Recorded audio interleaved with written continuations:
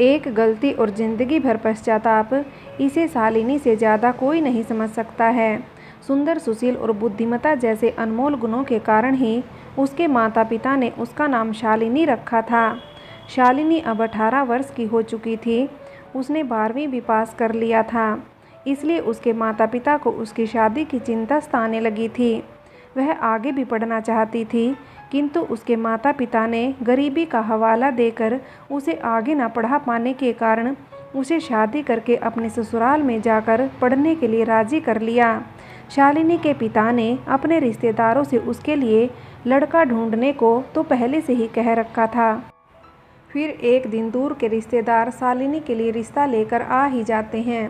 रिश्तेदार लड़के और उसके परिवार के बारे में सब कुछ बता देता है, किंतु लड़के के नशा करने के बारे में ये सोचकर नहीं बताता है कि आजकल के ज़माने में इतना भोला भाला कौन होगा जिसने कभी भी नशा न किया हो। आजकल तो शादी बारात या अन्य खुशी के मौके पर तो हर कोई खा पी लेता है, तो उसमें क्या बुराई है। लड़का भी पढ़ा लिखा था, इसलिए शालिनी के पिताजी ने भी उसी से शादी करने को हामी भर दी। कहते हैं ना, जब जो किस्मत में लिखा होता है वो दौड़ कर मिलता है, और जो नहीं लिखा होता वो दौड़ कर चला भी जाता है। लड़के का नाम उमेश था, क्योंकि वह बचपन से ही शकल सूरत से सुंदर जो था। शायद इसलिए उसके माता पिता ने उसका नाम भी उमेश ही रख दिया था। उसने भी बीए कर लिया था, किंतु कॉलेज की पढ़ाई के दौरान ही गलत संगत में पड़ जाने के कारण नशे की गिरफ्त में पड़ गया था, जिस कारण आए दिन कोई न कोई नौटंकी करके घर वालों को परेशान करने लगा था। इसी कारण उसके पिताजी ने उसकी शादी ये सोचकर तय कर दी कि शायद ये शादी करना चाहता है, किंतु अपने मुंह से कह नहीं पा रहा है। शादी हो जाएगी तो सब ठीक हो जाएगा, क्योंकि शादी हो जाने के बाद जब बाल बच्चे हो जाते हैं तो बुद्धि भी ठिकाने आ जाती है। समय बीतता गया, सब कुछ समय अनुसार ही होता गया। वो दिन भी आ गया जिस दिन दोनों की शादी होती है, यानी वैशाख पूर्णिमा। दोनों की खूब धूमधाम से शादी हो जाती है। शादी हो जाने के बाद अगले ही दिन शालिनी अपनी ससुराल आ जाती है। शालिनी को देखने आसपास की औरतें, बच्चे सब आते हैं, तो उसे देखकर सबका मुंह फैला का फैला ही रह जाता है, क्योंकि शालिनी में ऐसा कोई सद्गुण था ही नहीं जो उसके अंदर ना हो। शादी के कुछ ही दिनों में उसने अपना शालिनी होने का परिचय कराना शुरू कर दिया। सुबह उठकर सबसे पहले अपने सास ससुर के, उसके बाद अपने पति के पैर छूना, फिर घर की साफ सफाई करके नहा धोकर पूजा पाठ करना, उसके बाद खाना बनाना। सारा दिन काम करने के बावजूद भी अपनी सास के पैर भी दबाने का वक्त निकाल लेती। उमेश और उसके माता पिता भी शालिनी को पाकर काफ़ी खुश थे। कुछ ही दिनों में शालिनी ने उस घर को घर नहीं, खुशियों का महल बना दिया। शालिनी के घर चलाने और अपने सास ससुर की सेवा करने की प्रशंसा उमेश के पड़ोस में फैल गई। पड़ोसियों से गांव में और फिर गांव से बाहर दूर दूर तक फैल गई।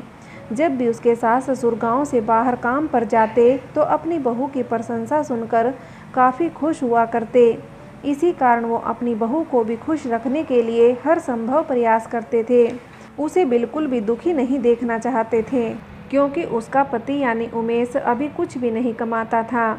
इसलिए शालिनी की रोज़मर्रा की ज़रूरतें उमेश के पिता की आय से ही पूरी होती थी।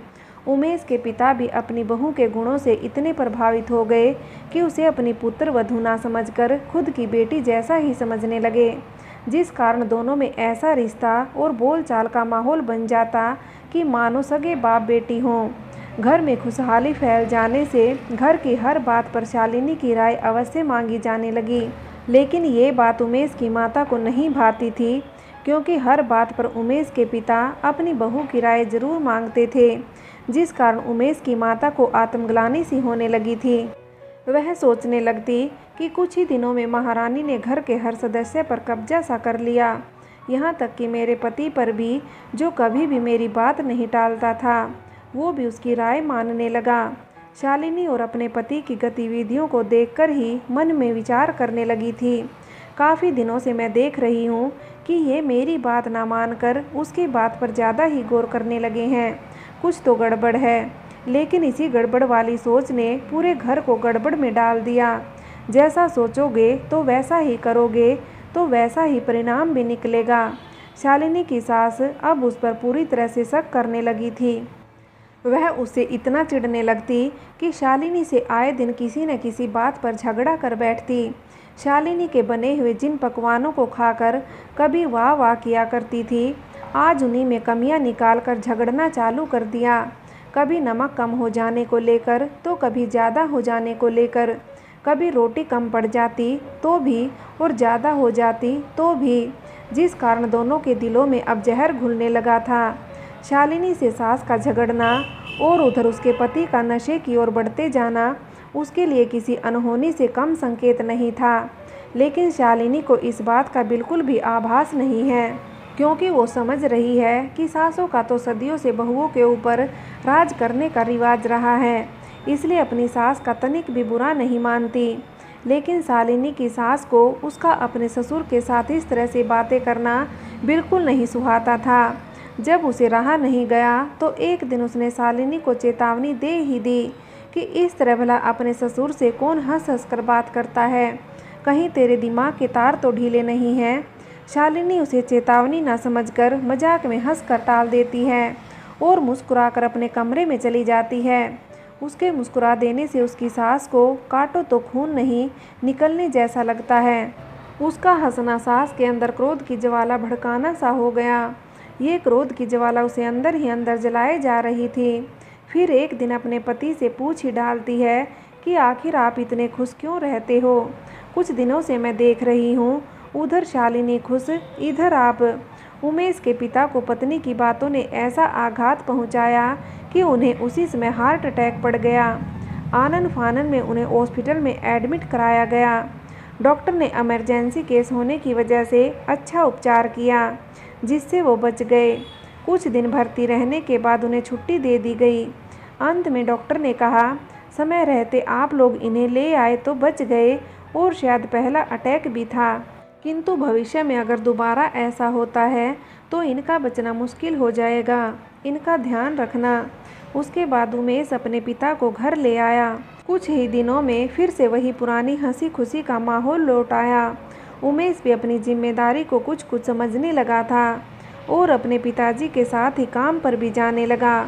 दिन बीतते गए और वह दिन भी आया कि शालिनी ने अपने प्रेग्नेंट होने की खबर सुनाई, क्योंकि शालिनी की शादी को 1 साल होने को आया था।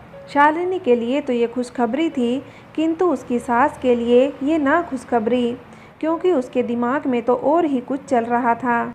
वह सोच रही थी उसका बेटा तो रात भर इधर उधर नशे की हालत में दिनों रात तो बाहर ही घूमता रहता था, तो फिर ये माँ कैसे बन गई।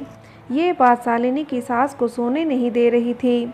एक दिन शालिनी के ससुर और उसका पति उसके मायके गए हुए थे, क्योंकि शालिनी के यहाँ परंपरा थी, उसके यहाँ की किसी भी लड़की की शादी हो जाती है और जब उसके भी संतान होने वाली होती है तो उससे पहले उसके यहाँ के कुल देवता को आहुति देनी पड़ती है, क्योंकि वहाँ के लोगों का विश्वास है कि होने वाले बच्चे और उसकी माँ पर कोई विपत्ति नहीं आती है।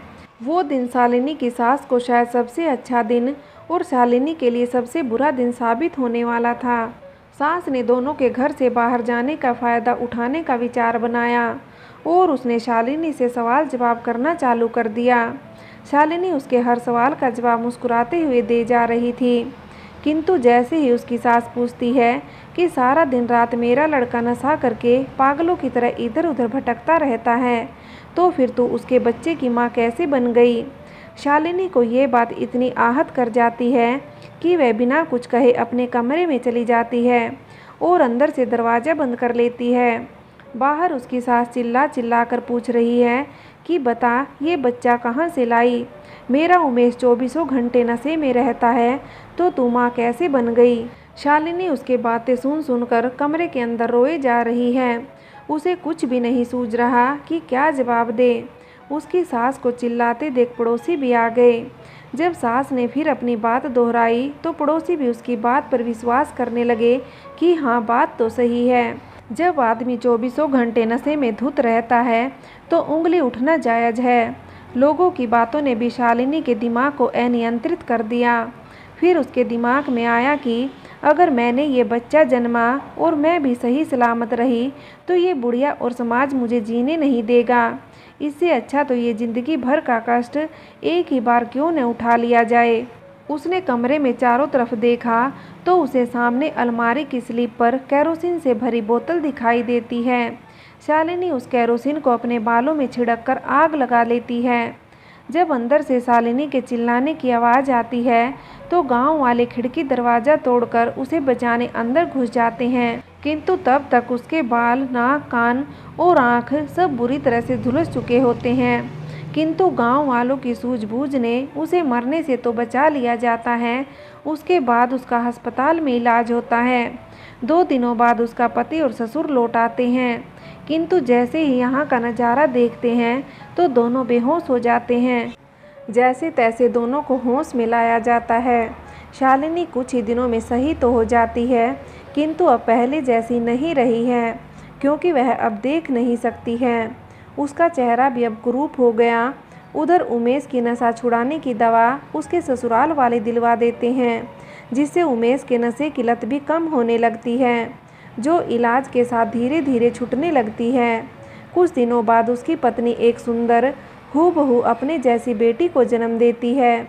सब लोग उसकी तुलना उसकी माँ से कर रहे हैं, तो शालिनी मन ही मन पश्चाताप कर रही है कि काश उस दिन कमरे के अंदर ना जाकर सास से लड़कर पूछ बैठती कि जब तेरा बेटा ना मर्द और नशेड़ी था तो शादी क्यों की, तो आज मैं भी अपनी बेटी को देख सकती थी। साथ ही सास और समाज को भी जवाब मिल जाता। उसी समय वो सोचते जा रही और रोते जा रही थी, लेकिन अब उसके जीवन में सिवाय पश्चाताप के कुछ नहीं था।